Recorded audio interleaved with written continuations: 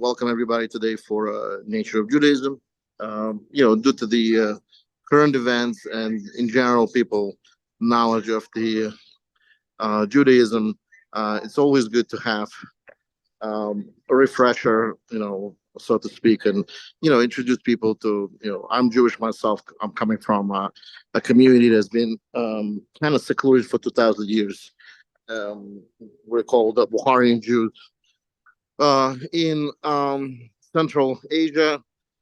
We actually did not have an external connection to any Jewish diaspora for 2,000 years, as I said, since the us leaving Babylon, and then somewhere in 19th century, there was a connect to the Belarusian Jews, and that's why it's there's so many um, uh, congregation of Jews living throughout the world. There's a mountain Jews. I don't know if you knew.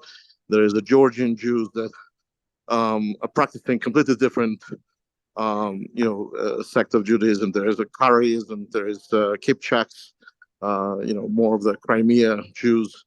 And so today I would like to introduce Ralph, and he will talk about his credentials. And he's very knowledgeable in this aspect. And without further ado, Ralph, go ahead. Okay, thank you. My name is Ralph Seliger, and I've been involved with organized Judaism pretty much my entire life. And I have studied. I don't claim to be a professional or an expert in that sense. But I have gained some insights over the decades that I've engaged with Judaism. And basically the theme here is about the nature of Judaism and its evolution from a tribal or national religion to belief in a true monotheistic universal God. That's the theme which we'll be pursuing.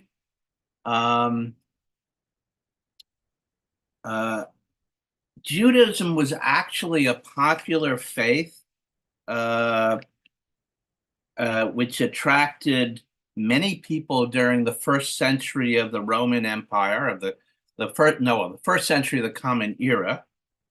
It is thought that 10% or even more of the Roman Empire's population were Jews or others attracted to Judaism, but who did not become converts. The latter were known as Noahides. These were people who followed the 7 commandments associated with Noah. And I have them listed here. They include prohibitions against idol worship, blaspheming God, murder, adultery and sexual immorality, theft, eating flesh torn from a living animal, and the obligation to establish courts of justice. These are what the Jewish tradition regards as fundamental hallmarks of a civilized society. There's a famous mythic encounter, which may or may not have occurred, between one such Gentile who asked the classic Talmudic sage Hillel to summarize Judaism while standing on one foot. Hillel responded, "What is hateful to you, do not do unto your neighbor. That is the whole of Torah. The rest is commentary. Now go and study." In one pithy statement, we have the Jewish version of the Golden Rule. Do not do unto others what you would not have them do unto you. This is a more libertarian recitation than I believe is ascribed to Jesus as do unto others what you would have them do unto you. Hillel is actually most famous for the following statement of moral imperative. If I am not for myself, who am I? If I am only for myself, what am I? If not now, when? In line with Hillel's injunction, we will proceed further with our study. There's a lot of confusion and controversy about what is meant by being a Jew or being Jewish. Who are the Jews? Are they a people, like an ethnic group or nation? Are they a race? Are they all adherents of a religion called Judaism? Jewish identity is primarily associated with a historical people. The standard historical term of reference is Am Yisrael, which is pronounced as if it had an H. It's not Am Yisrael, which means the nation or people of Israel. Israel in the phrase not being the modern state of Israel, but the Jewish people as a whole. Probably most Jews, but not all, are descended from the Hebrew or Israelite people of the Bible.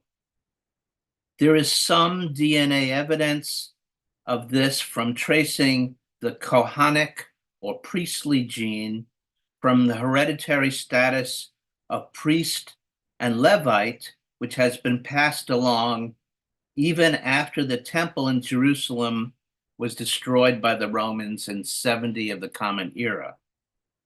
We see this today in families with such names as Cohen, Cohn, Katz, Khan, Kagan, Levy, Levin, Levitan, etc.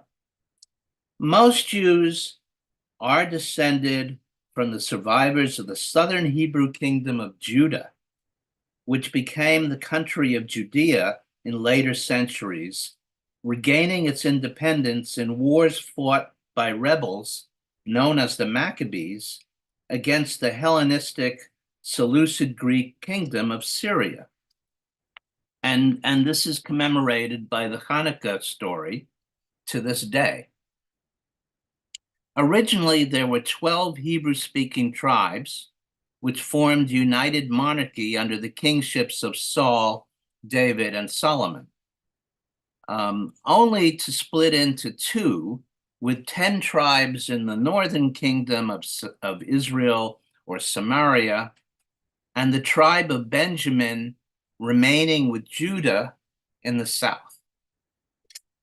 Judea came under Roman rule eventually, and after the defeat of two massive Jewish rebellions against Rome in the 1st and 2nd centuries, the land of Judea was renamed Palestina, and most of the Jewish inhabitants were either killed, exiled, or emigrated to find better places to live after the devastation.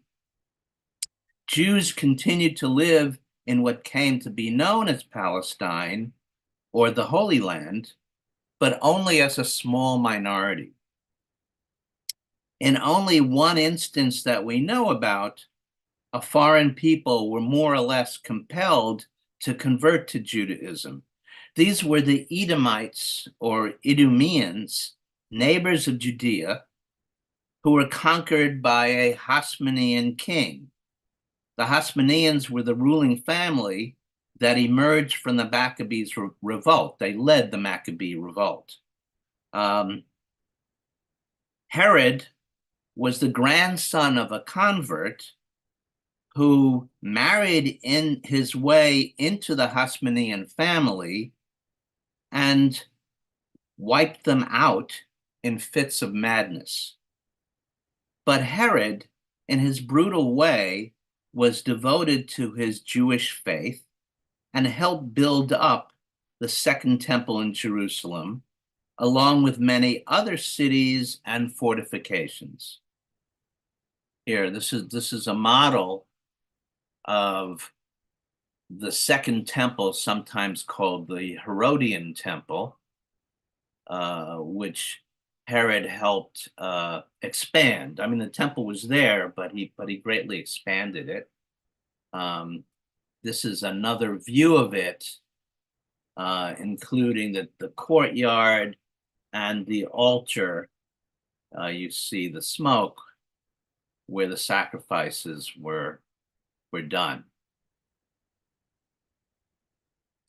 It is also thought, in terms of like who are the Jews or who were the Jews, it is also thought that the ruling elite of a Turkic people of the Caucasus region called the Khazars voluntarily converted to Judaism about 1,000 years ago.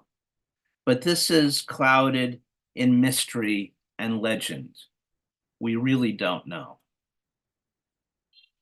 Most Jews were inbreeding, both by preference and necessity, which is why some genetic conditions, like Tay-Sachs disease, occur among Ashkenazi Jews. Some genetic diversity has entered the gene pool, but not in a good way, from instances of rape during attacks on Jews, with the offspring being regarded as Jewish because the traditional proof of Jewishness is that the mother is Jewish. You kind of can't fake that. Most Jews today maintain this principle of matrilineal descent, but Reform and Reconstructionist Jews accept patrilineal descent, that is, descent from the father, as well, as do many secular Jews and most anti-Semites who look for any trace of Jewishness to hate. The main historic division among Jews has been between Ashkenazim and Sephardim. Ashkenazim were European Jews who moved eastward about 1,000 years ago from the French and German borderlands to Eastern Europe.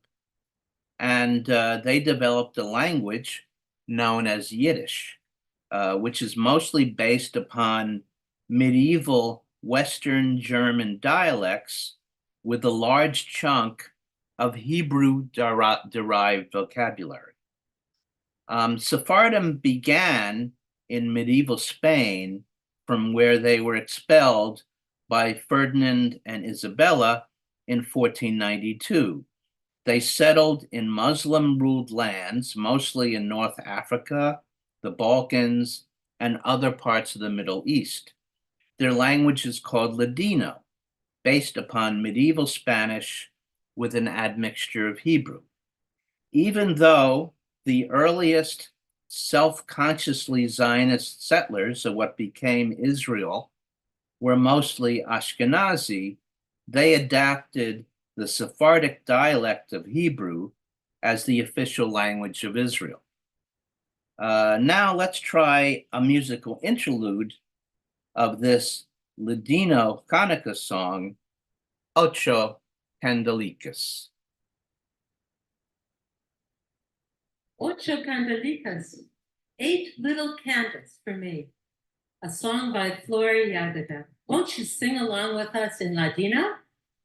Una candelica, dos candelicas, tres candelicas, cuatro candelicas, cinco candelicas, seis candelicas, siete candelicas, ocho candelas para mí.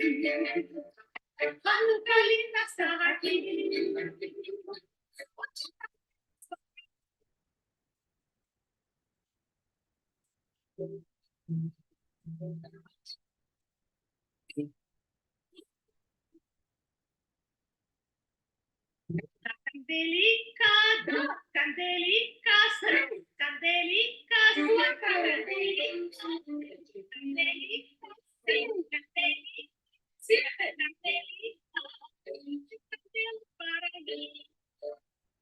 Just see it, that's what I did.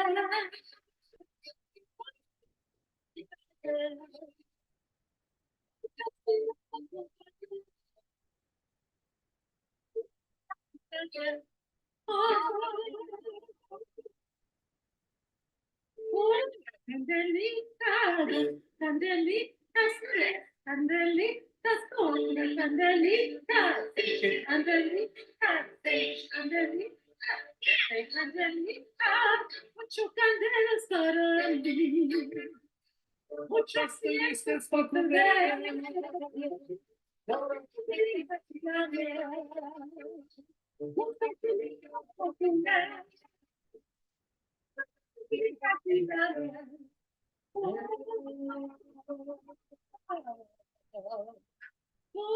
Angelitas, angelitas, angelitas, angelitas,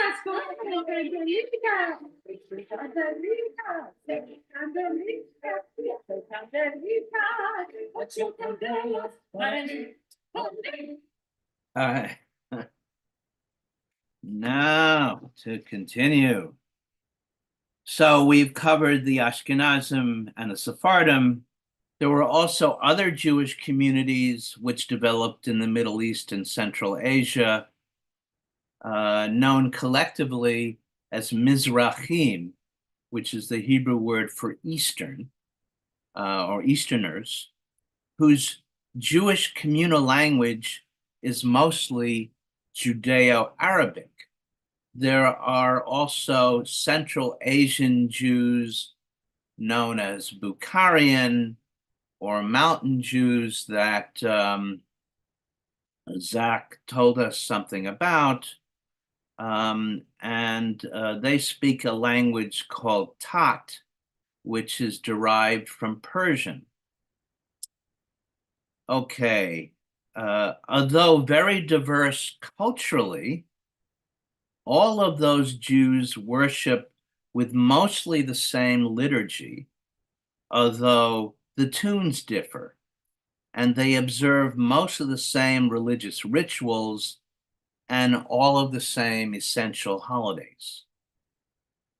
Up until the 19th century, Jews more or less always conscientiously practiced the religion of Judaism. A famous exception was Spinoza, sometimes regarded as the first secular Jew. In those days, when religion was all important in everyday life, Jews would have no community to belong to unless they were religious Jews. With the beginning of modern times, especially in the 19th century, it became possible for Jews to be truly secular or non-religious.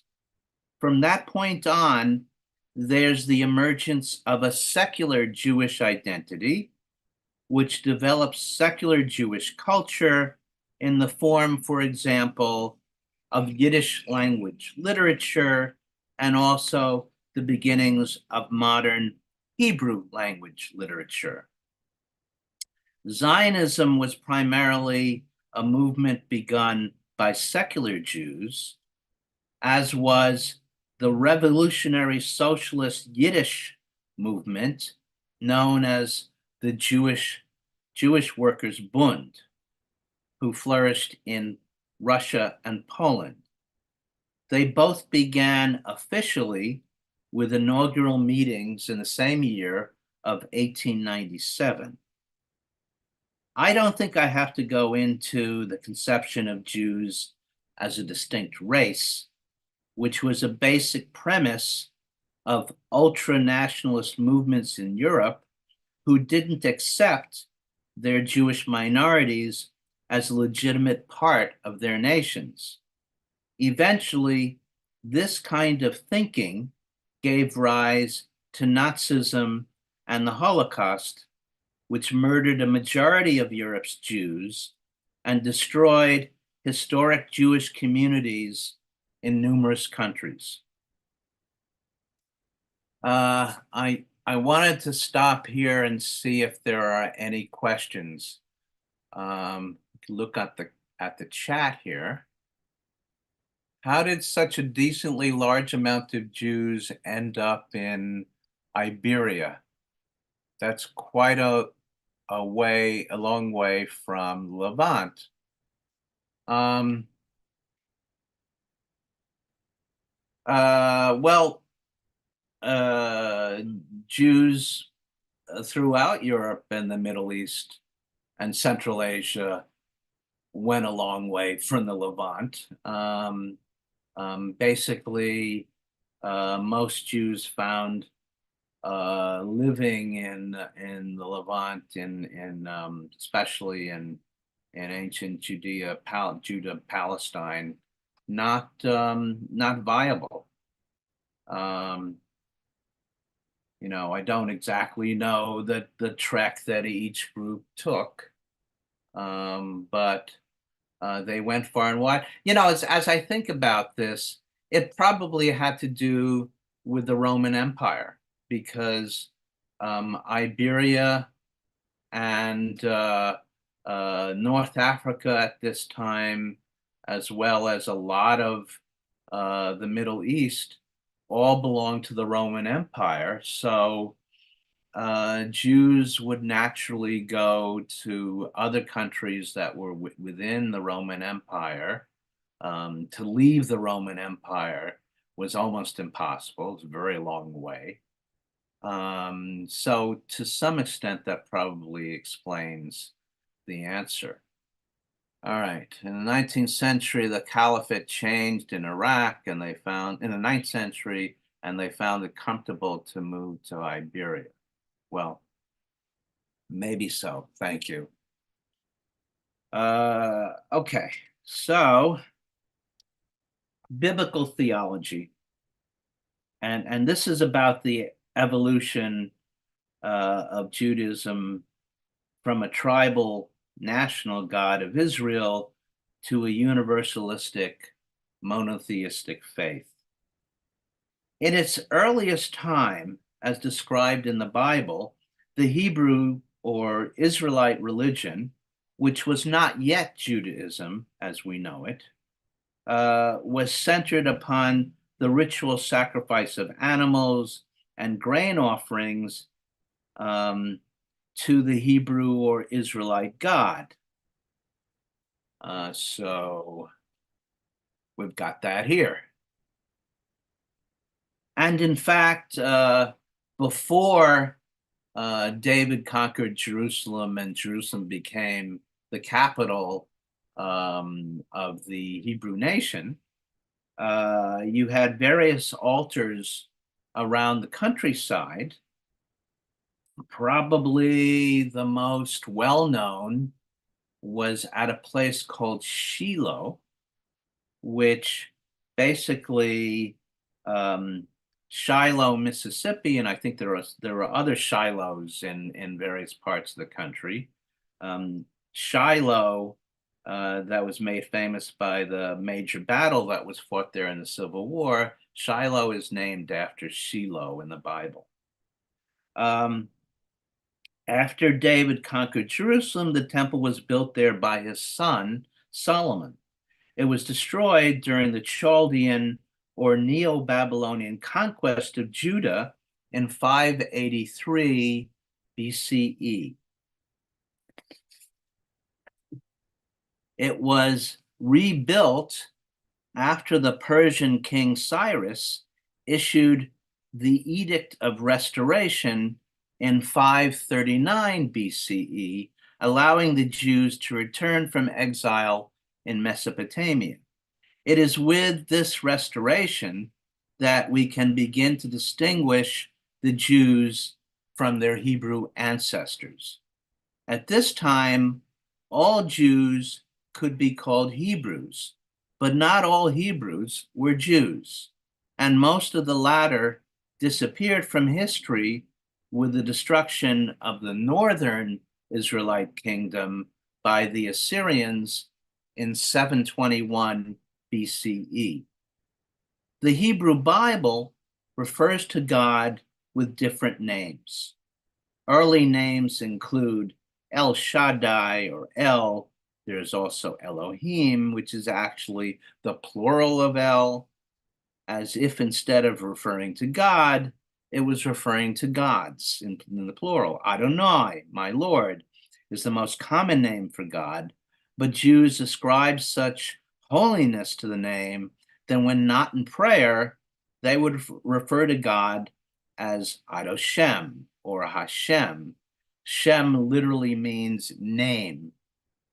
And in fact, even though I'm not traditional in my beliefs, I don't literally believe this, but I get kind of a pit in my stomach when I actually say out the name without using a euphemism,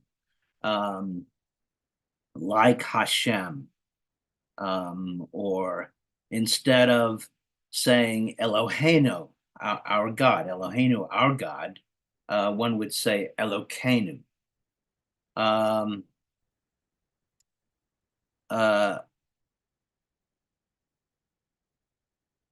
Okay. And actually, I listed here in this first note about the tetragrammaton. This is usually transliterated into English as Yahweh or Jehovah. I see it's in English, it would be YHVH. In Hebrew, it would be Yud He Vav He.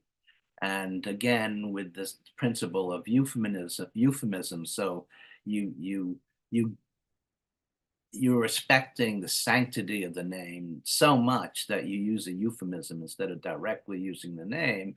It would be Yud He Yud Ke Vav Ke.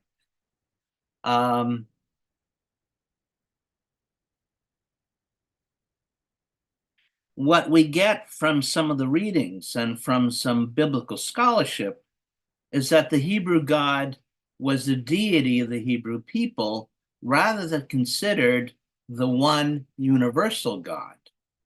A recent book of scholarly research by an important conservative rabbi, Edward Feld, the book is called The Book of Revolutions, even points at archaeological evidence that the first temple may have contained a statue that stood for a goddess that was viewed as God's consort, which is totally anathema to contemporary Jewish theology. Judaism came to conceive of God as having no body, but the Torah, in describing the personal relationship of Moses with the divine, has God place Moses carefully in a niche in a rock, in a place where he cannot see God's face. He is warned that he cannot see God's face and live, and is only permitted to see God's back. Both the traveling tabernacle in the tent of meeting that is transported by the Israelites during their 40 years of wandering in the desert, as well as the temple constructed in Jerusalem, are defined as physical dwelling places for God. During temple times, on Yom Kippur, the Day of Atonement, the high priest, take a look at the high priest here. The high priest must enter the Holy of Holies, God's living room, as it were, in the center of the temple, to appeal to God on behalf of the nation, to forgive their sins and allow them to live another year. There is a very elaborate ritual in which the high priest must carefully wash and wear exactly the right vestments, and they're pretty elaborate, as you can see, and say exactly the right words, and above all, to cover the area in a thick cloud of incense so that he will not see God in the face and die. Whole passages in the Bible relate themes of ritual purity, washing, and isolation to expunge people from skin lesions and carefully delineate requirements to quarantine people with certain symptoms. And the animals chosen for sacrifice must be without blemish.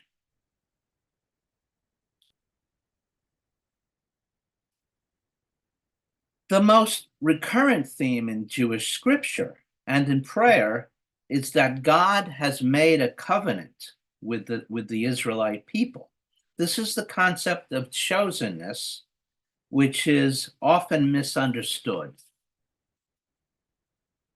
It doesn't connote Jewish superiority over others, but it does impose a heavy responsibility to remain faithful to the God of Israel and only to that God.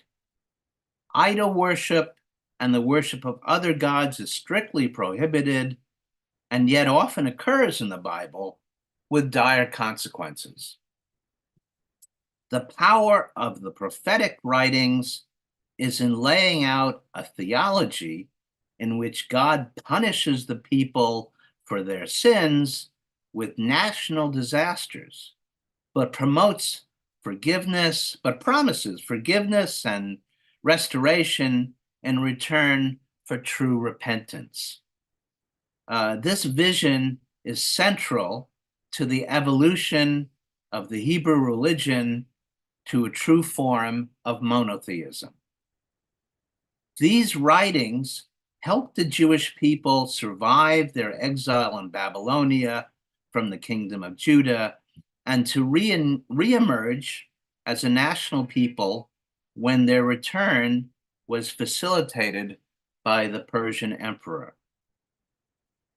In this new theology, the God of Israel is not seen as defeated by the God or gods of the Chaldeans or Neo-Babylonians who destroyed the kingdom of Judah and the temple in Jerusalem, but rather the invaders are seen as Adonai's agents in punishing the Jews for their sins. The deities of the Chaldeans and all other deities are not seen as real.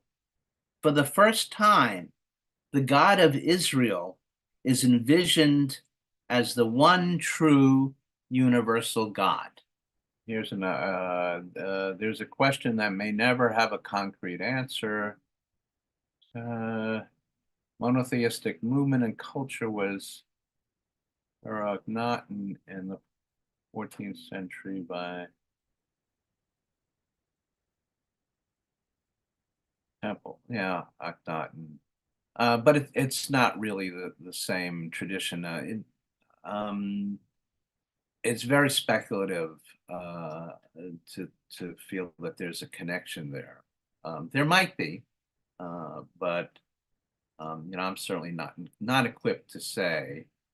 The whole episode of slavery in Egypt and even the exodus from Egypt, although very interesting, inspiring stories, they're not strongly backed by evidence. Something like that experience of being slaves in Egypt might have happened, but it's not entirely clear that it did.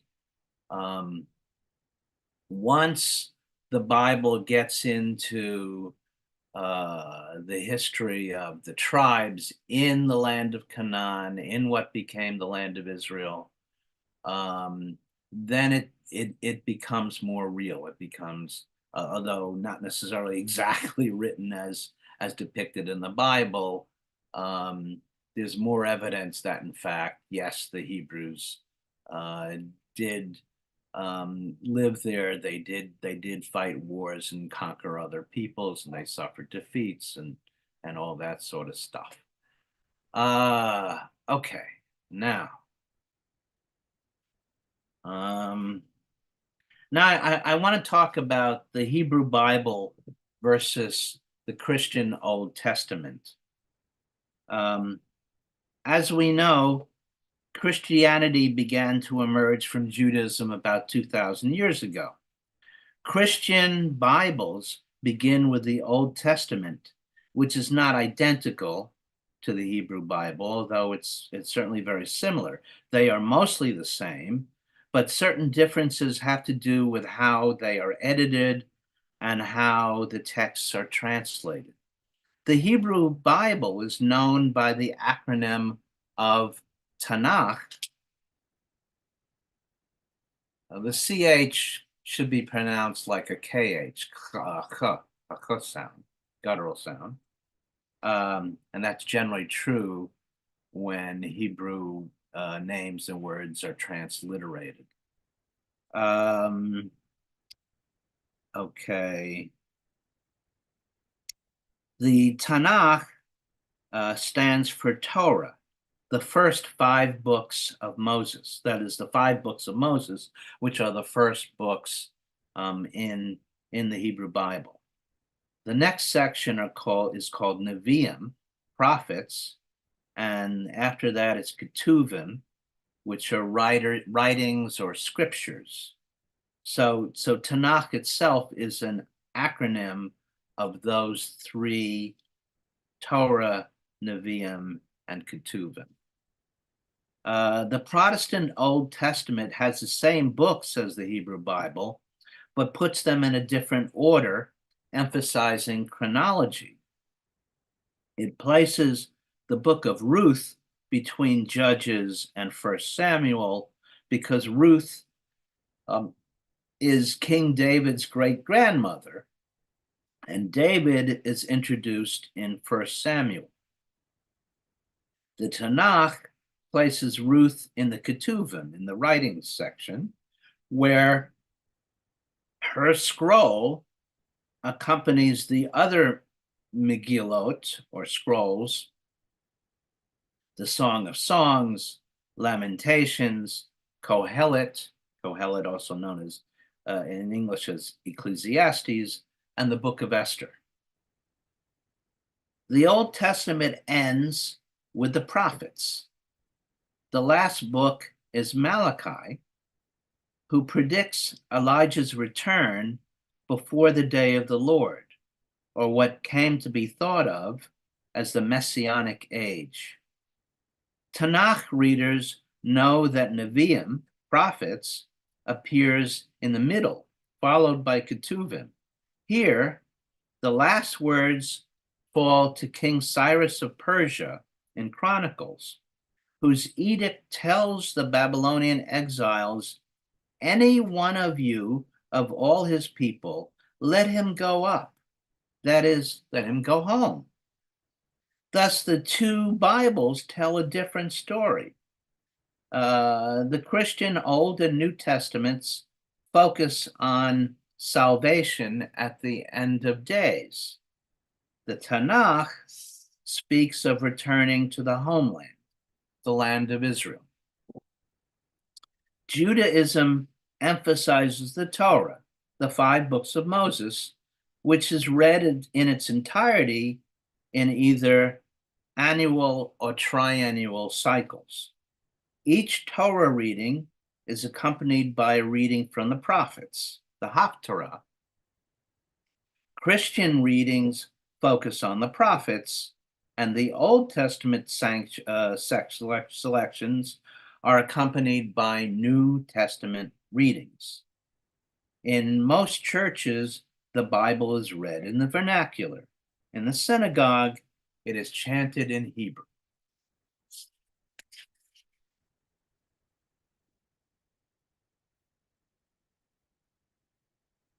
The Roman Catholic, Eastern Orthodox, and Oriental Orthodox churches include some books not in the Hebrew Bible, including the books of the Maccabees, which tell the Hanukkah story in various ways.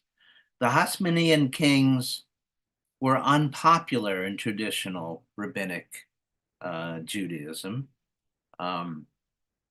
in some ways they're considered usurpers because they combine the office of high priest and king, and also they were not seen as being of the Davidic line, which entitled them to kingship. Also, one or more of the Hasmonean monarchs wound up battling the populist party, and they engaged in mass atrocities against the party we know as the Pharisees. The Pharisees, as I said, were the populist party. This was the pre-rabbinic party, and they were in conflict with not only the Hasmoneans, but with a party called the Sadducees, who were the priestly party. And of course, once the temple was destroyed, the Pharisees were going to become basically the only form of Judaism that survived.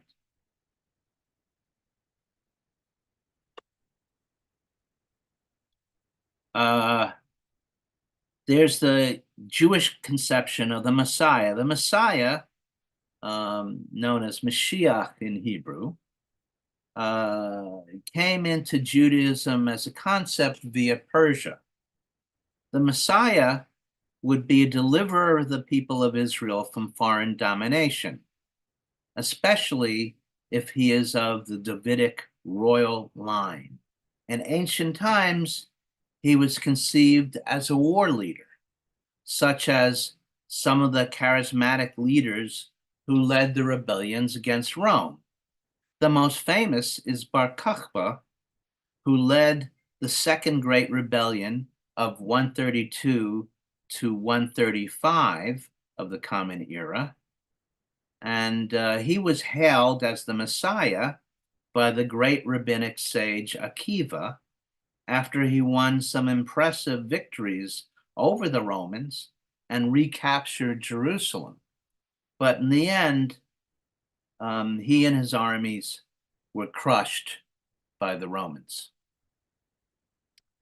Waiting for the Messiah is still a theme in the liturgy, in Jewish literature and discourse. But for most Jews, it's only in the form of wishing for a better world, a messianic age, not an actual expectation. A stark exception is the Lubavitcher sect of Hasidim, who proclaim widely that their dead Rebbe, Menachem Mendel Schneerson, who I'm showing here, the rabbinical leader of the sect, who died in 1994, that he is the Messiah who will return, analogous in belief to Christians awaiting the second coming of Christ. Most Jews regard the Lubavitcher belief in Schneerson as either comical or sacrilegious. I don't have time to say much more about Hasidim. It's a whole world in itself, with a multitude of ultra-Orthodox insular sects grouped around hereditary rabbinical courts, different but also analogous to the Amish, perhaps, among Christians. And there are other ultra-Orthodox Jews who are not Hasidim. Collectively, ultra-Orthodox groups are known as black hats. If you live in New York, I'm not sure how widespread this is in other places, but subway stations and sometimes street corners, you'll find young Hasidic Jews asking if you're Jewish and wanting to perform certain commandments with you if you say yes, and they sort of ensnare you. These are Lubavitch Hasidim. Let's pause for more questions, feedback. My friend Margot reminds us that the Lubavitch are also known as Chabad, or they're associated with that. But yeah. In about 800 AD, there was a conquest of Spain by Berbers, and most famous Berber was Tariq al Gibraltar, which is they call it Gibraltar, uh, Strait, which connects Africa with Iberia. And so the Berbers were already convert Muslims, but the Umayyad dynasty that was ruling Baghdad at the time, did not want Berbers to take over, even though they were converts. And one of the last Umayyad um, converts, Muhammad, escaped to Al-Andalusia and established Umayyad dynasty in Iberia, where already Abbasids were ruling Baghdad. So he was basically an escaper. So what happened with a lot of the Jews were living in the Middle East at the time, and most of the Jews that lived in Iberia were Sephardic Jews. I think let's say 99.9%, and Sephardic is standing for the, basically Sephardim is the is translated to Iberia in Sephardic language, and I'm a Sephardic Jew. That's what I'm talking about it. That's considered to be golden age of Jewry, because a lot of the Jews from 800 AD almost to 1400 lived there. So this was one of the longest dynasty, actually, after the Egyptian dynasties that lived in the world. And so what's interesting, during the golden age, you have Talmudists like Al Shaprut. You have Maimonides, even though Maimonides was born in Iberia, but he conducted his business and wrote a lot of the, Shahidas to Talmud in Morocco already. They already had to move because of the, as was mentioned by Ralph, Jews were thrown out of Iberia. And so we were talking about at the time in Europe, and this is Europe, obviously, out of the 10 Jews, 8 were Sephardic, 2 were Ashkenazi, which is completely the opposite right now, which we have 8 Ashkenazi and 2 Sephardic. That was the proportion at the time, was the 10 Sephardic, so 80% was Sephardic. That's how big Al-Andalus was getting. And just to give you a cultural effect, Al-Andalus, they have invented many things, first Cologne. A lot of the Alhambra is one of the most amazing structures, in Toledo. It is the most amazing dynasty that you can think of. And after the Jews were thrown out, we have a famous, the Sultan of Ottoman Empire saying, "What a stupid, Castile and Isabella, they're throwing out the most, genius people," and then send boats after them to pick them up from, a lot of the Jews also converted, and the Inquisition, we know, is against converts, not against the Jews, because they didn't convert left. First, they went to Papal states, then which was in Italy, and then Ottoman Empire wanted to populate them in Istanbul, with what was Constantinople at the time. Okay, thank you. Um, Yes, I see. Margot follows up with an explanation for Chabad as an acronym, and it has to do with it's a term which yes, it's an acronym with Kabbalistic roots, and Margot explains that very well. So it's a short chat. I recommend that You read that in the chat. I'm not going to say a lot about the Jewish mystical tradition, the Kabbalistic tradition. I will say a little bit about it, but we'll get to What it. the question is, Ralph, why do you think it is so prevalent against, like in non-Jewish circles, like Madonna, it is almost like a lot of the non-Jewish sects picked it up, and now Oh, you mean Kabbalism. Kabbalah? It's become a popular thing. Correct. Why do you think that's happening? I don't know.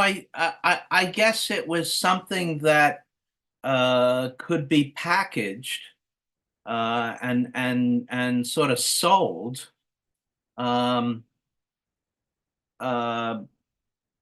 commercially. I'm being a little crass here, but there definitely was a commercial interest in this. That and I don't know. I guess it really had it's sort of it's a little bit like a kind of magic in a way. It has a certain appeal. There's something esoteric about it. There's this connection with Judaism. A lot of people have had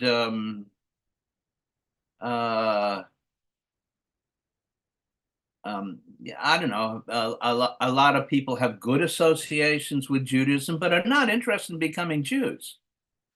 So this is maybe one way for them to engage in this kind of feeling a connection without becoming Jews, and it's a fad. Also it's become fashionable. We have a question from Richard. Yes. Can you clarify the historical development of the institution of the rabbinate? Whoops, it got why rabbis effectively replaced priests.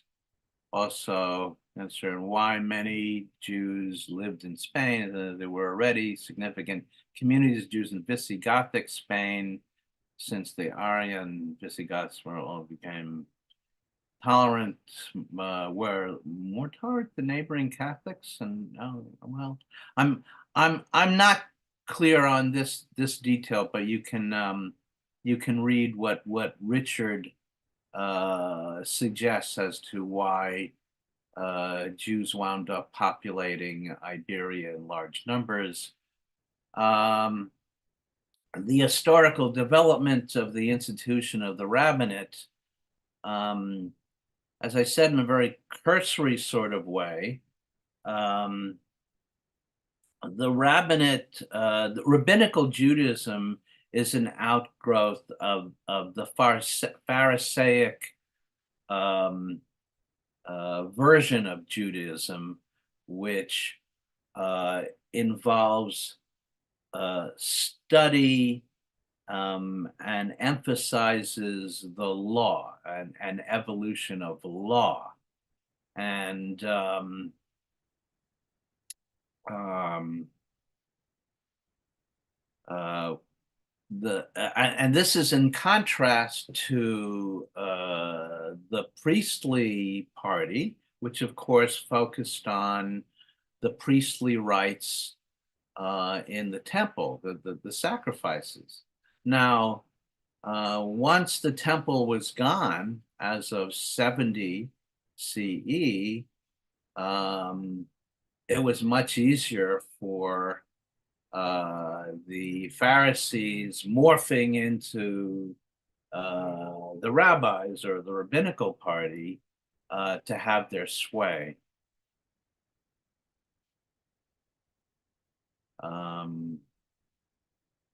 Do we okay. Are we letting Richard speak? Is this he has his hand up? Zach? Uh-oh. All right, I'm not hearing Zach. Zach, people in general tend to have a heritage for some sort of spiritual grounding. It's very common for groups, individuals to become interested, even fetishistic, about spiritual practices that can be exercised and adapted to quasi-religious secular questing. Yeah, I think Patricia Robinson has summarized this better than I did about, the attraction of Kabbalah as a fad nowadays.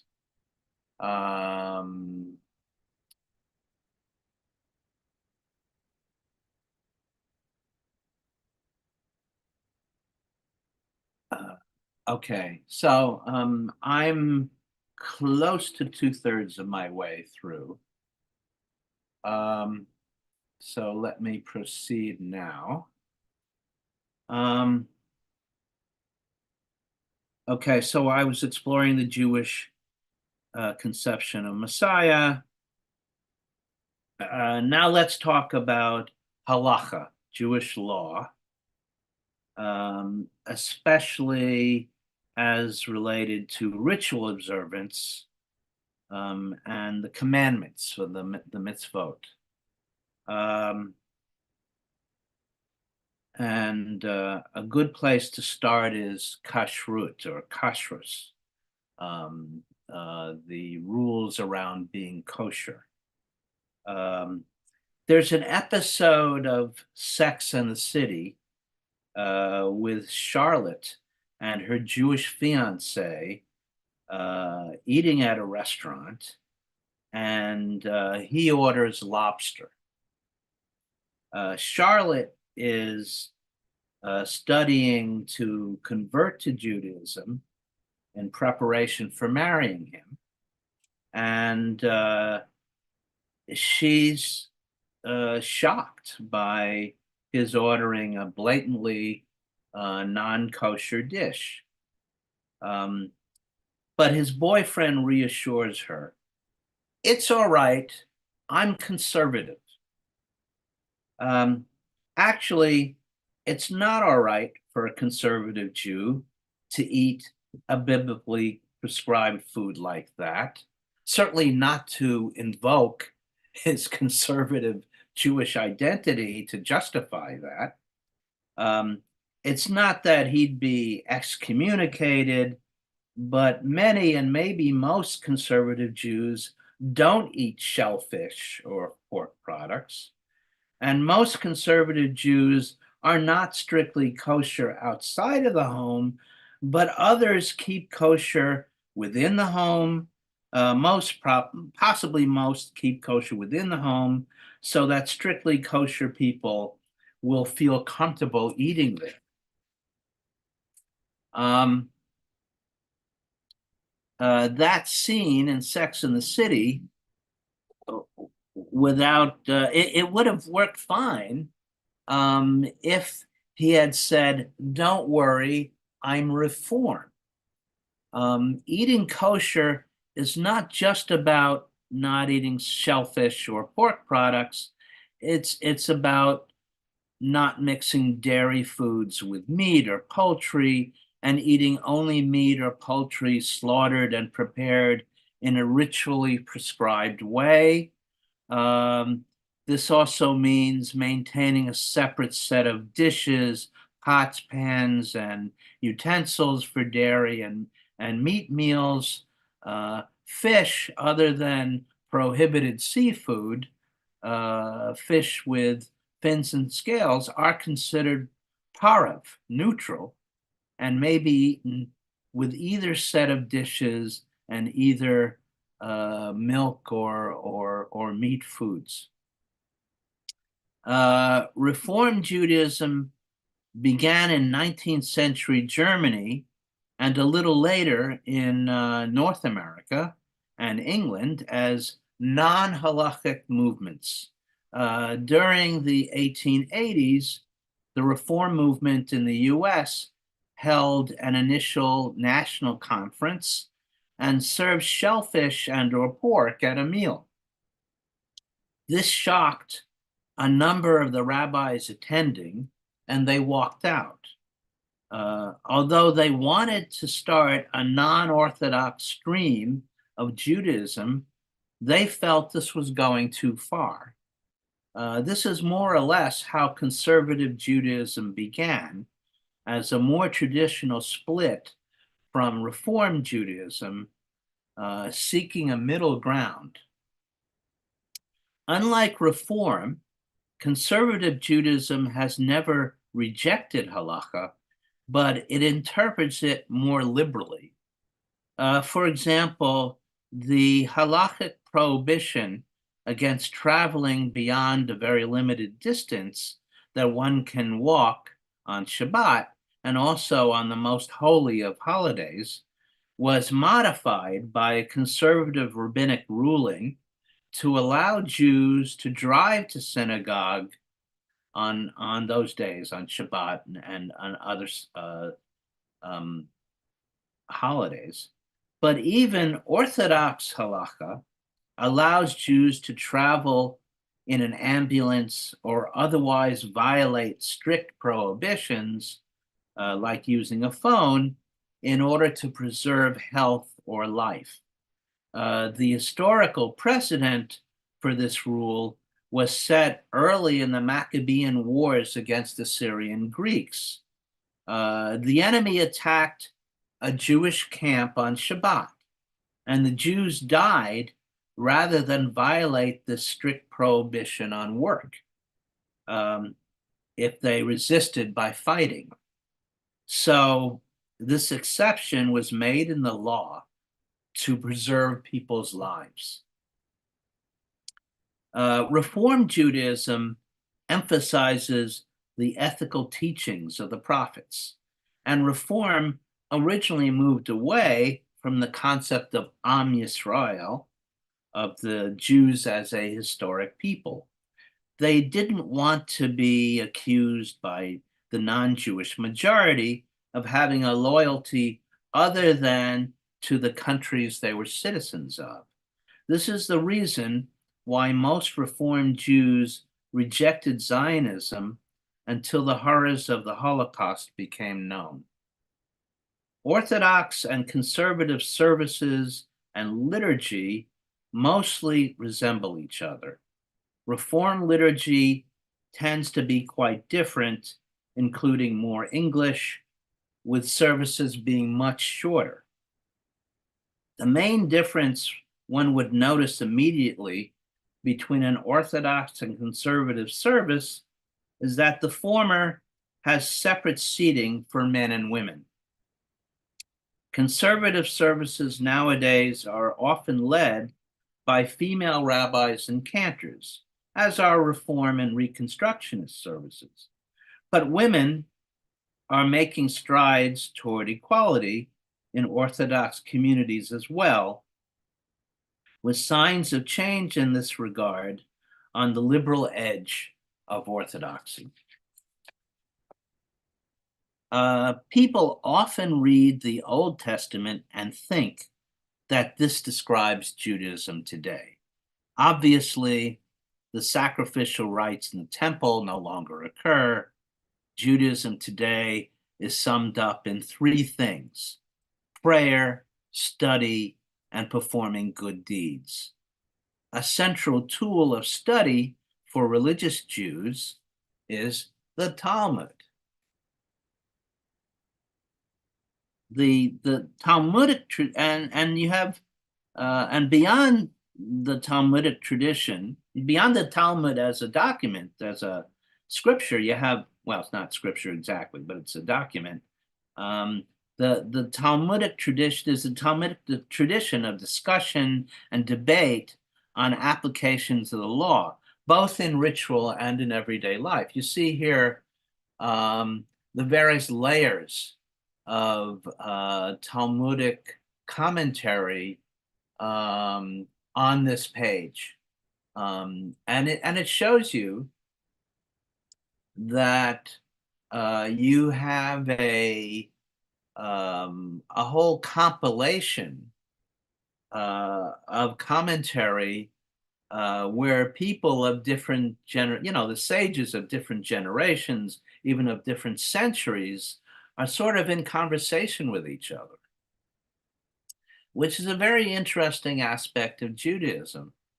My impression is that some people are attracted to some people, who are not of Jewish background, are attracted to Judaism because of the spirit of discussion and debate, and you see that even in the original Talmudic documents, where you have the rabbis arguing with each other, but always trying to respect each other. You know, minority opinions are accorded respect. I would say that the in general, our political discourse today could learn a good lesson from this example. Let's see.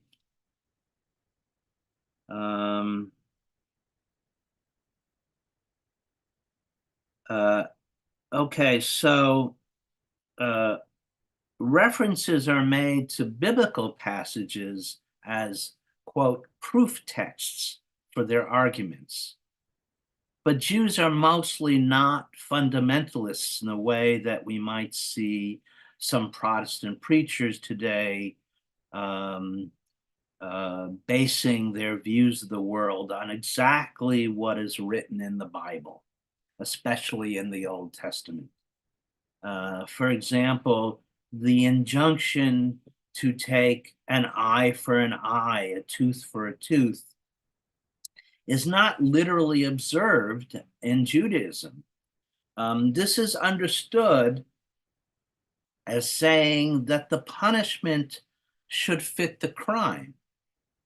This contrasts, for example, with people in officially Christian England being hanged or deported to the far-off colonies in America or Australia for petty theft until sometime in the 19th century.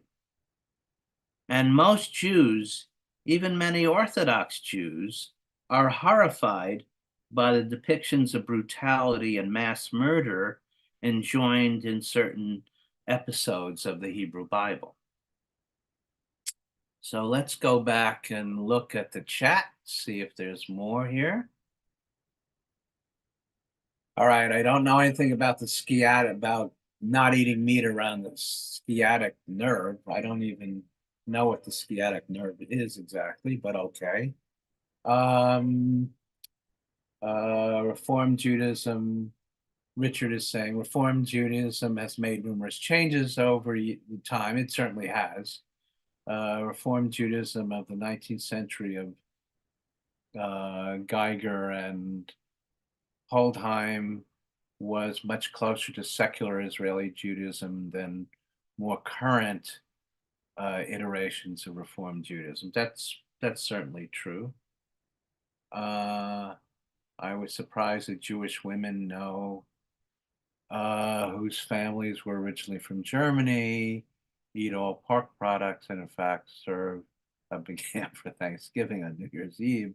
But then again, their relatives were not the poor Jews of the shtetl. It really depends. There were German Jews, people of German Jewish origin who were very religious. It sort of depends, but most Jews in Germany at the time that Hitler came to power were not traditionally observant, and probably many, if not most, did in fact not eat kosher. Okay. Ralph, I have a question. So when you were touching on German Jews, right?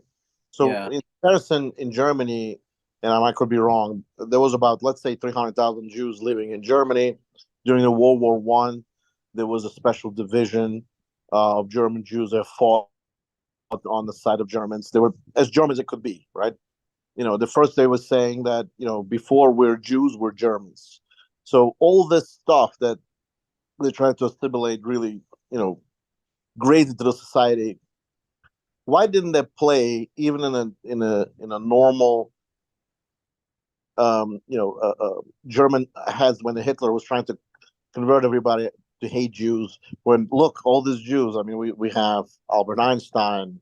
We have all these great physicians, and I think most of the physicians at the time were Jews, and don't quote me on it, but there was some of them are pretty.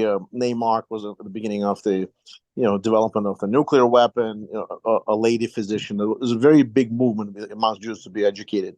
Why didn't it play the normal German mind? It's like maybe we should step back and see: do we have to listen to this idiot Hitler talking about this? People really assimilating. These people are really doing well for us.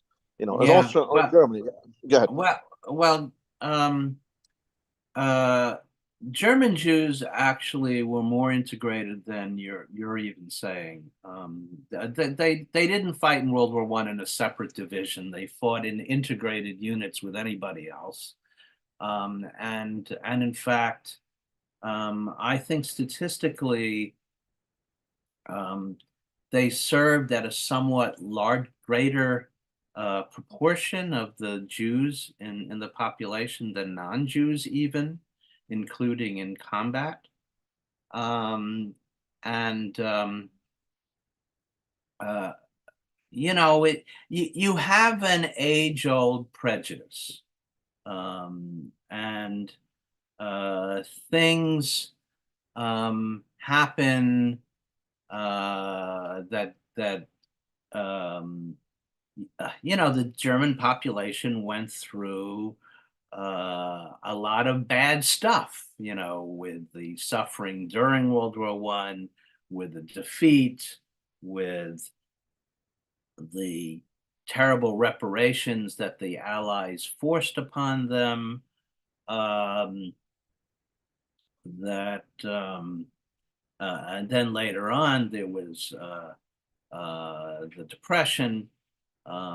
If it wasn't for the Depression, actually, Hitler would never have come to power because um, uh, even though the Nazis got a lot of votes in the election after which he became chancellor, uh, they had actually fewer votes than the election before. And it was only because of economic distress that the Nazis um, became more popular, that they really made it into major party status. They had an answer. They had an answer for why people were suffering the way they were. And the Nazis were not the first to um, point a finger at this minority and saying it's their fault. They stabbed us behind the back. Uh, you know, uh, we were not losing World War One. We were winning, and it's the Jews who stabbed us behind the back. And in fact, there were, I mean, stabbing them behind the back was certainly not true, but there were in fact prominent Jewish politicians who helped found the Weimar Republic and made peace with the Allies. And the price for making peace was this very unfair peace treaty that the Allies imposed. So there was ammunition for him to make the argument. It's an age-old thing to look for scapegoats, and unfortunately, Jews as a distinct minority have often fit that bill of being a scapegoat. There were also scapegoats in the communist world. During the 1920s, the Bolshevik regime in Russia in the Soviet Union was very pro-Jewish. They actually did work to counter anti-Semitic prejudice. But afterwards, it became all too convenient for them to point to Jews for some of their failures. And in particular, but they usually didn't say Jews, they usually said Zionists, whether the Jews they were pointing to were Zionist or not. I'm reading, sometimes some people go out of their way to show how they don't do what others should.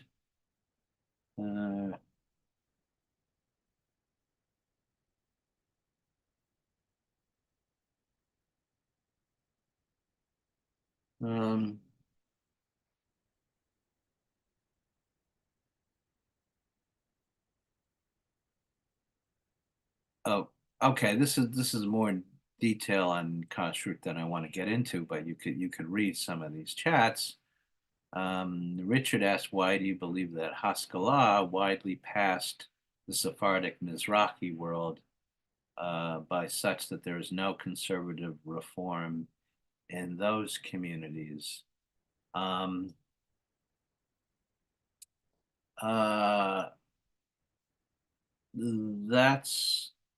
That's a good question. The Haskalah was the Jewish Enlightenment.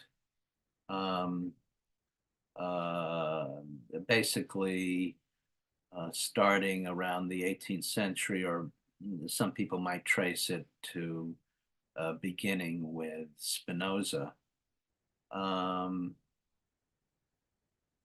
In which case, well, as I'm thinking about this, Mizrahi countries where the Mizrahim, where the Eastern Jews lived, were I don't want to say this in a way that would be thought of as prejudicial, but they were technologically, in some ways, culturally backward. These were backwaters. You didn't really have the Enlightenment in those countries in general. I mean, it's interesting because these were mostly Muslim dominated countries, and during most of the Middle Ages, Muslim countries were more advanced culturally and scientifically than the European Christian majority countries were, but somehow that switched starting with the 17th and 18th centuries. The military balance changed. You know, it's a very big question, really, and it's not one that I can answer within the context of this discussion. But it's a good question.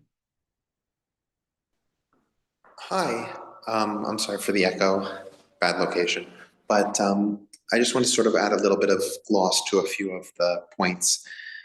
One of the things about the Nazis and their electability is that the German Jews were primarily an urban class. They were relatively middle class, middle upper class, somewhat educated, involved in politics, involved in higher level professions. The Nazis' core constituency was not those people. The Nazis' core constituency were rural populations, especially in southern Germany, like Bavaria, where there were very small Jewish communities, if any.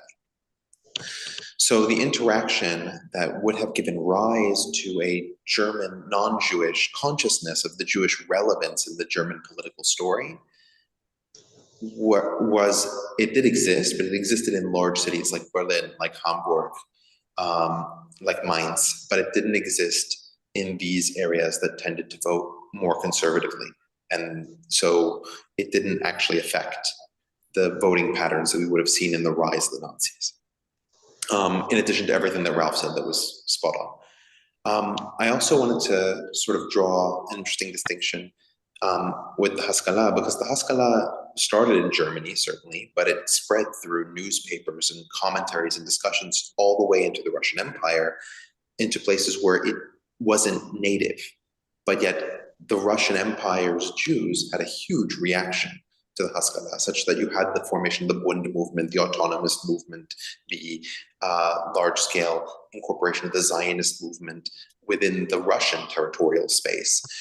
And that movement and those letters and documents also made their way to the Middle East through Alliance Israélite and Mordechai Montefiore, who was a British ambassador, going to the Islamic world, but yet somehow among the Mizrahi communities, it didn't substantiate, which is what I was sort of curious about. Yeah, so that was what I wanted to contribute. Okay, so thank you, Richard. Well, I'm coming close to the end, but originally I had prepared a lot of details on Jewish prayer and services and holiday observances, but we don't really have time for that.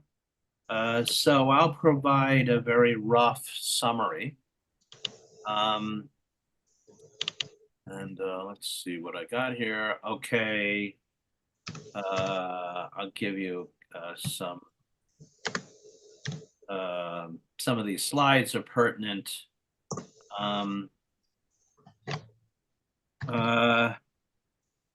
You may have known that religious Muslims pray 5 times a day. Religious Jews pray 3 times a day, morning, afternoon, and evening. Sabbath services center around the chanting of passages from the Torah, the scroll containing the 5 books of Moses, which are read in prescribed passages week by week, to be completed in either an annual or triannual cycle. That's whether it's an annual or triannual cycle is a decision of the particular congregation, depending on maybe the resource they have of able chanters of the Torah. Also, generally speaking, Orthodox or more traditional congregations will do an annual cycle reading. They are supplemented by the chanting of the Haftarah, which are prescribed readings from the prophets that may relate thematically with the Torah portion for that week. The Sabbath and most holidays require an extra service known as the Musaf, in remembrance of the extra sacrifice that was performed in those days in the temple in Jerusalem. I had this of, this is a person in individual prayer. Evidently, he's depicted as praying outside. You can do that. He's wearing tefillin on his arm and head. These are, you see the box on his head. It's less clear that you got the box here on his arm. And you have the leather straps that are wrapped around the arm and his hand in a prescribed way. The scriptures that are in the boxes relate exactly this mitzvah of binding the word of God on your head, between your eyes, and on your arm. Okay. As for the holidays, those mentioned in the, let me see, did I write this down? I didn't. Okay. Um, the holidays are accorded the holiest of those mentioned in the Torah are the ones accorded the holiest of statuses, which means abstaining from work and other routines of everyday life. These include Rosh Hashanah, the New Year, and Yom Kippur, the Day of Atonement, which is a fast day. And both Rosh Hashanah and Yom Kippur feature at some point or at some points the blowing of the shofar. And here you see three examples of various kinds of shofars, of ram's horns. You see how different they can look and different they can be. Incidentally, this photo is about 100 years old, and it's of a Yemenite Jew, a Jew from Yemen. There are virtually no Jews left in Yemen today. Most of them, almost all of them, live in Israel. And this seems to be at the Western Wall, the what most people think of as the Wailing Wall. And on top, you have somebody at a site that's held holy by Hasidim in Ukraine. And he's blowing the shofar there. Okay.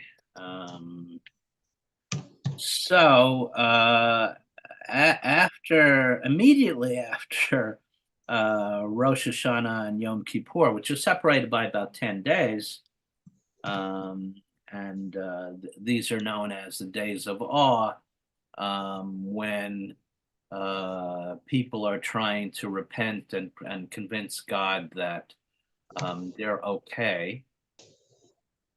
Okay, so after Rosh Hashanah and Yom Kippur, within, I think it's 5 days, you get Sukkot, which is the Feast of Tabernacles or Booths, celebrating the fall harvest. And here you see two examples of the insides of a sukkah, where people are enjoined to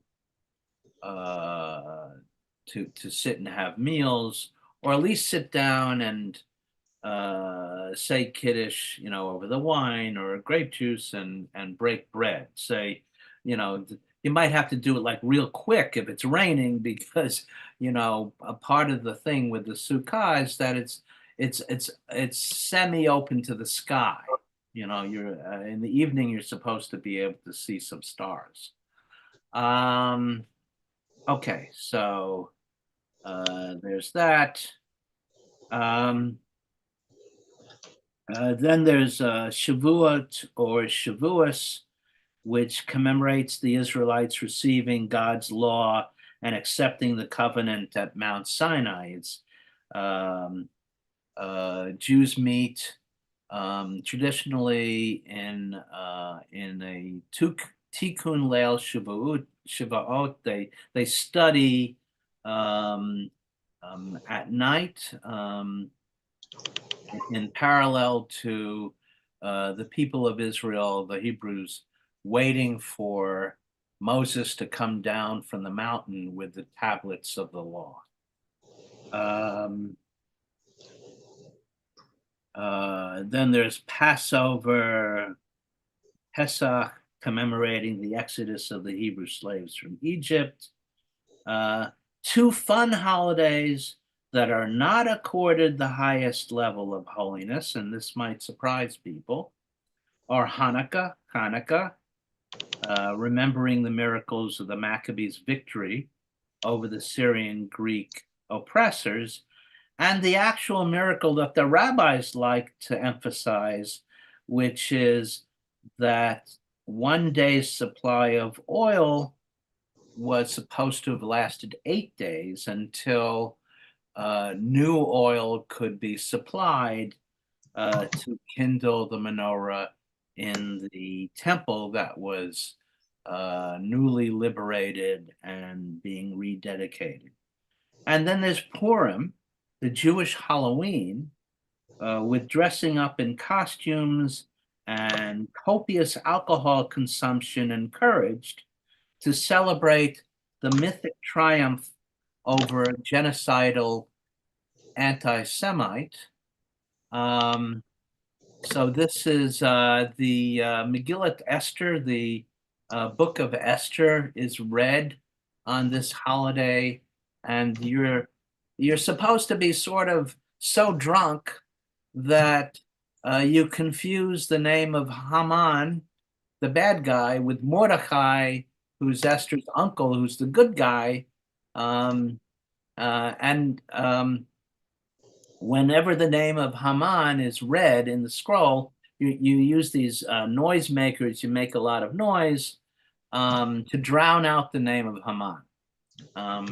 Anyway, in a nutshell, that's those are the major holidays of the Jewish year. I guess I've left out Tisha B'Av, which is a fast day. It doesn't have most of the same prohibitions that other holy days tend to have, except for the fact that you're fasting. You're fasting to mourn the destruction of the temple. The Book of Lamentations is read. Lamentations is the scenes that are depicted are the suffering of the people during the siege and the conquest of Jerusalem by the Chaldeans or the Neo-Babylonians. And here's well, let's see if there's more. Actually, I don't think there's more, particularly from the chat here. But I want to close with this famous ditty by the satirical singer Tom Lehrer, Hanukkah in Santa Monica. It's not just about Hanukkah. It actually goes through almost all the holidays, virtually all the holidays. And I think it's a nice way to end the talk. We could still have some discussion, but this will end the formal aspect of my presentation. So here we go. Okay, this is going to take a little while for it to queue up. Here we go. I'm spending Hanukkah in Santa Monica, wearing sandals, lighting candles by the sea. I spent Shavuos in East St. Louis, a charming spot, but clearly not the spot for me. Those eastern winters, I can't endure them, so every year I pack my gear and come out here to Purim, Rosh Hashanah. I spend in Arizona and Yom Kippur way down in Mississippi. But in December, there's just one place for me. Amid the California flora, I'll be lighting my menorah like a baby in his cradle. I'll be playing with my cradle, spending Hanukkah in Santa Monica by the sea.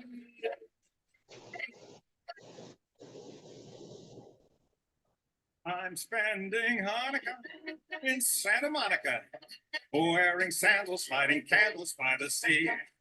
I spent Shavuos in East St. Louis, a charming spot, but clearly not the spot for me. Those eastern winters, I can't endure them, so every year I pack my gear and come out here to Purim, Rosh Hashanah. I spend in Arizona and Yom Kippur way down in Mississippi. But in December, there's just one place for me.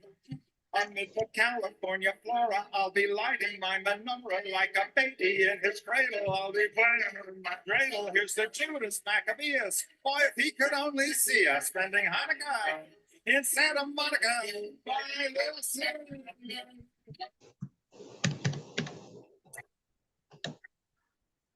All right. Okay. So, Ralph, is it Yeah. possible that it's interesting you're putting all these musical aspects, but there's a different like the Bukharian Jews that we spoke about recently had their own folklore music, which is the Persian something called makom or shash maham, which was actually Persian music converted into the Judaism, Jewish Hebrew conversion. So I just wanted to show from sure. different. That's great. All right, so this is a Bukharian music. Hold on, let me just put it up. It's very low. Let me put it on something that's not going to be as low. Here.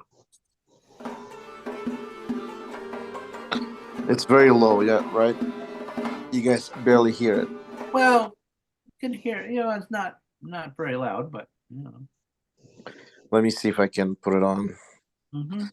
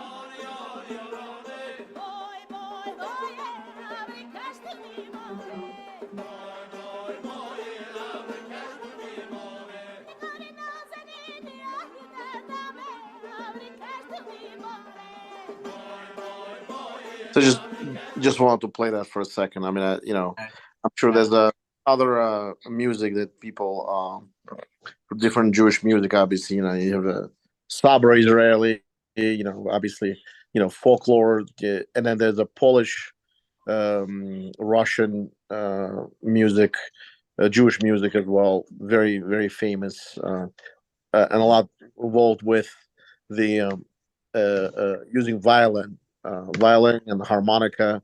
Yeah, we're talking about klezmer music. Right. Yeah. Well, I think certain points are made that there's connections and echoes of the various Abrahamic traditions with each other, the three Abrahamic faiths, and that's certainly true.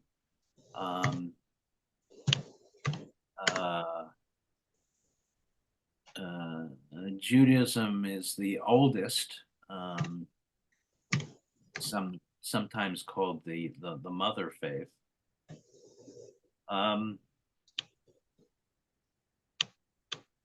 And also the diversity of Jewish traditions, of different Jewish communities is really quite significant. We didn't even mention the Beta Israel Jews of Ethiopia, most of whom are in Israel now. I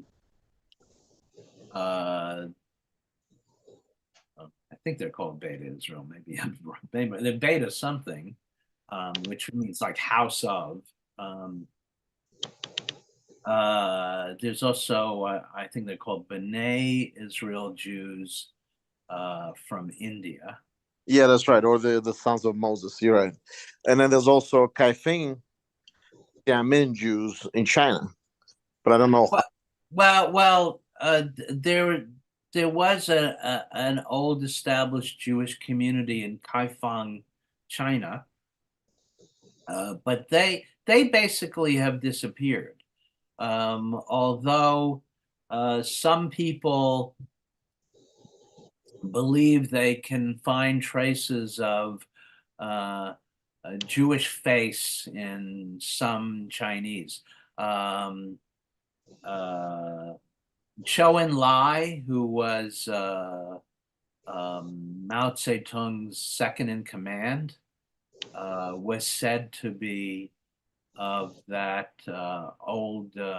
had ancestry from that old Jewish community. It didn't mean that he was a practicing Jew or that he even necessarily considered himself to be of any kind of Jewish origin, although he might have. It's funny now they use one of the communist revolution was blamed on Jews because 90% of the communist leaders, Trotsky, Kamenev, were Jewish in Russian Revolution. Well, not 90%, but Well, not 90, but close to very high. A certain number. It's interesting, Karl Marx was thought of as a Jew, especially by anti-Semites. His parents were Jews who converted to Lutheranism, and he was born Jewish, but they converted him when he was a baby. So he had no consciousness of himself as being Jewish, and he himself wrote a book that included very anti-Semitic kinds of themes. And he was attacked by people within even the left-wing movement for being a Jew. When he himself had no real connection with being Jewish. Trotsky was certainly a born Jew, and he knew very well the background he came from, but he came from an assimilated home, and basically he refused any kind of overt acknowledgement of his Jewish background, particularly. He certainly wasn't somebody who said he would be offer favors to the Jews. There's more discussion here. But it's interesting. The Stalin's best friend, Voroshilov, and there's a couple other ones. So they said that Stalin was number one anti-Semite. We know that whole doctors thing where he eliminated all the Jewish doctors, thinking that they're gonna kill not all the Jewish doctors, but he did go after a few doctors. At the end of his life, Stalin became quite paranoid. He showed signs of paranoia during his life, but at the very end of his life, certainly, and he was afraid of being poisoned. And also, there's some evidence that he was building concentration camps for Jews at the end. Not evidence. It's called Siberian Autonomous Jewish Conclave in Azerbaijan. He spent about. That's something different. That's something different. No, there was an autonomous oblast. Jewish region, yeah, but it's in Siberia. Yeah, well, it was in the Far East on the border with Manchuria. Correct. But that's not what I'm talking. Yeah, but that's not what I'm talking about. Oh, okay. What I'm talking about is a book that was written by. Of course, I'm blocking on his name now, but the historian, the Sovietologist, who is now head of the YIVO Institute in New York, which is housed at the Center for Jewish History. He wrote a book that provides evidence that at the very end of his life, Stalin was preparing to deport masses of urban Jews to Central Asia. And in fact, they were building these big camps in Central Asia. And when questioned about it, Soviet authorities said, oh, we're going to be putting German POWs there. But in fact, at this time, which was the early 1950s, there were very few German POWs left. Most had died in captivity, and some had actually been returned to Germany. Anyway, I think we've gone as far as I can go. So thanks very much. Thanks for your active participation and listening. And I hope I've been of value in what I've done for you. Well, actually, Patricia, you want to say something? Just that several of us have acknowledged your comment about having more material and expressed our interest in another meeting so we could review more of that material. There's been some fairly rich discussion in the chat, so this has been a great Zoom. Thank you very much. Okay, well, Zach and I and maybe Richard can think of something else in the future. Okay, so I guess goodbye for now. Thanks very much. Enjoy the rest of the weekend, although it's kind of rainy here in New York. But anyway, take care, everybody.